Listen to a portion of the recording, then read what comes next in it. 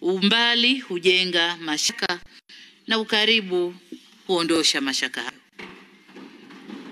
Waheshimiwa maspika, itaingia katika kumbukumbu za kihistoria kwa Kenya ndiyo nchi ya kwanza kwa rais wa awamu ya 6 ya Jamhuri ya Muungano wa Tanzania kufanya ziara rasmi.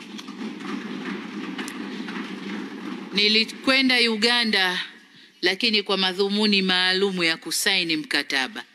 Haikuwa ziara rasmi. Ziara yangu rasmi ya kwanza nimeanza na Kenya. Wangu wa kwanza kutoka nje kwa ziara rasmi umeanza Kenya. Na nataka niwaambie, jana nilikaribishwa iftari na Mheshimiwa Rais. Lakini wakati tuko kwenye iftari na baadaye chakula cha usiku, kulikuwa kuna dua nyingi sana zimesomwa, na baada kumalizika dua mvua ikanyesha. Ilikuwa baraka kubwa sana. Mungu ameweka baraka kwenye ziara yangu na yale yote ambayo. Uhusiano wa Tanzania na Kenya ni wa kipekee sana. Ni uhusiano uliofungwa katika mafundo matatu. Fundo la kwanza, kutenganishwa na mipaka ya kuchorwa kwenye ramani. Makabila ya pande mbili za mpaka yanaingiliana na watu wake ni wale wale wamoja. Tanzania inapakana na nchi 8, lakini ni nchi ya Kenya pekee ndiyo ambayo tuna jamii nyingi au nyingi zaidi zilizopo katika pande mbili za nchi zetu.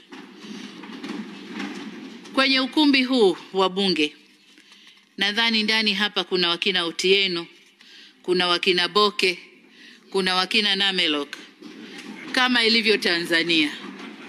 Lakini pia kuna akina Kilonzo na akina Kioko kama ilivyo Tanzania.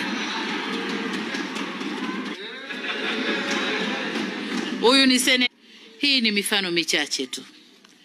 Fundo la pili ni historia. Vitu mbili hizi tayari zilishakuwa chini ya East African Common Service Organization. Mbinu yetu na chumi zetu zilifumwa pamoja kabla hata nchi zetu hazijapata uhuru.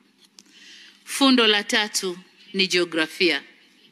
Mwenyezi Mungu amejalia nchi zetu mbili hizi kuwa majirani. Tuna mipaka ya baharini na mipaka ya ardhini. Na hata ekolojia yetu ni moja.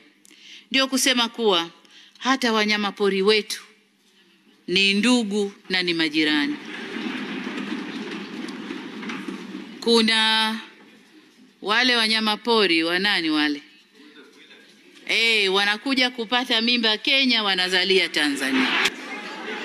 Sasa ingekuwa wanyama wana uraia